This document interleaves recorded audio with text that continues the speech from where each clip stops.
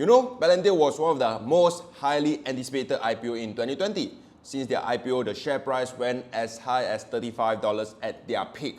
However, since November 2021, Palantir's share price have been steadily dropping. Currently, Palantir is trading at about $10–11, which is very close to their IPO price of around $10.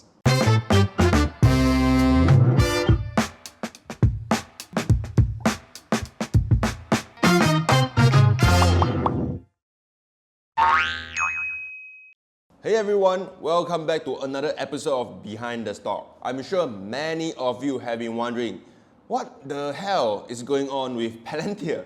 Well, Katie Wook's ART Invest previously held 25.53 million shares in Palantir. However, on 18th of February, they had sold off 13.5 million shares, estimated to be worth about $149 million.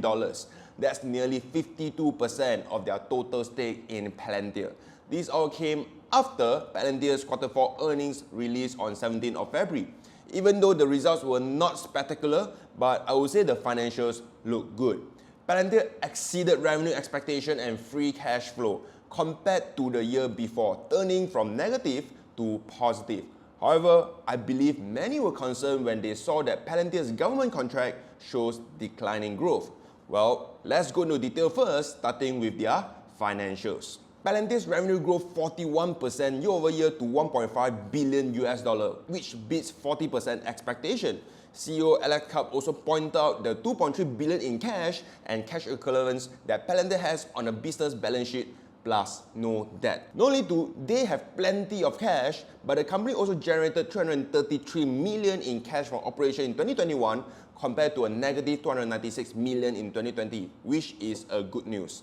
Palantir also reported operating cash flow margin of 22% compared to negative 27% in 2020. Meanwhile, adjusted free cash flow margins have also increased from negative 25% of revenues at negative $271 million in 2020 to now around 28% at $424 million in 2021. The company also reported adjusted net earnings per share of 2 cents a share. Now this, however, means 2 cents a share of the estimates of 4 cents a share. But I would say with Palantir's long-term growth target of at least 30% per year till 2025, the company is still on a positive track. There are, of course, other couple of things to look forward to. First is their commercial business strategy. The company has initiated a day one startup strategy. The plan is to invest money into SPACs and privately held startups. In exchange, Palantir gets commercial contracts from them for access to Palantir's product over 3 to 10 years. So this helps Palantir's investment grow and also allow Palantir to participate in their growth. If you look at Palantir's commercial revenue, the customer spending is increasing every year. Plus, their US commercial net dollar retention is at 150%. This proves the stickiness and effectiveness of Palantir's products offering. With one-time investment in these SPACs and startup, Palantir gain new clients and they are expected to spend more each year, driving more sustainable growth for the commercial segment over time. Next is Palantir's overseas expansion is also in full force. The company is planning to expand its sales force in Europe with new hires this year.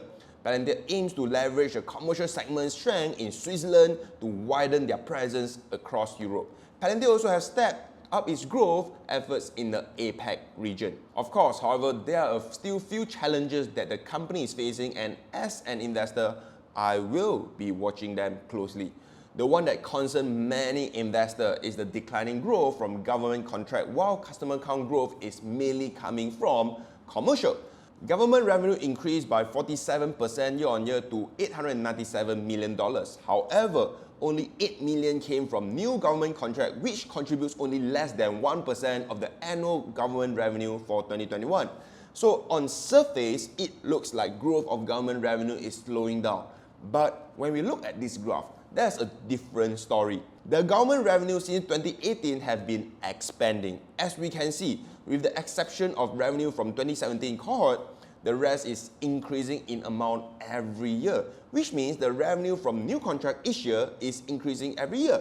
In 2018, Palantir gained $31 million of new contracts, which grew to $61 million in 2019, then $199 million in 2020, and 282 million in 2021.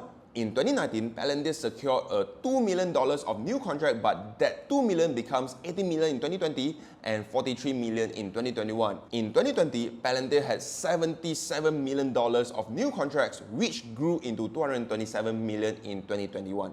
So yes, although Palantir's $8 million of new contract in 2021 is much lower than the $77 million of new contracts in 2020, this graph also tells us two things. One, the company is able to retain their customers. Two, the existing customers continue to spend more each year. This also echoes in their high net retention rate.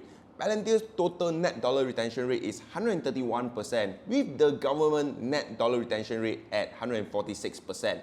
The huge decline of new contracts could be due to one-off government contract gain in 2020 from COVID-related businesses.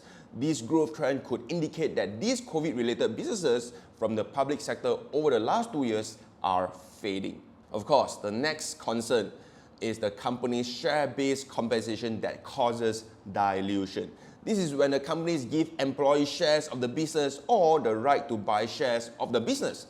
When a company keeps issuing additional stock, investors' shares become diluted. Also means making each share less valuable. Palantir's share-based compensation is a concern and needs to be monitored, but they have been declining in percentage. It went from 116% in 2020 to 50% in 2021.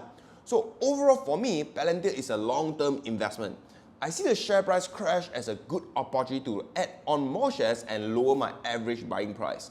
I do have to say, this short-term volatility can be scary to many, especially beginner investors or those with lower risk appetite.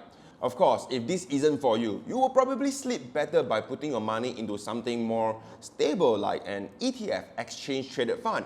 Personally, I also do put a portion of my capital into ETF to diversify my risk profile. If you want to know how to pick and invest in ETFs and learn more about it, do come for my free workshop. I'll be running it for a limited time only, so you can register via the link in the description. As always, thanks for watching, subscribe to my channel, hit the notification bell and share this video to your friends and family, and I will see you in my next video. Till then, I'm Alex, goodbye.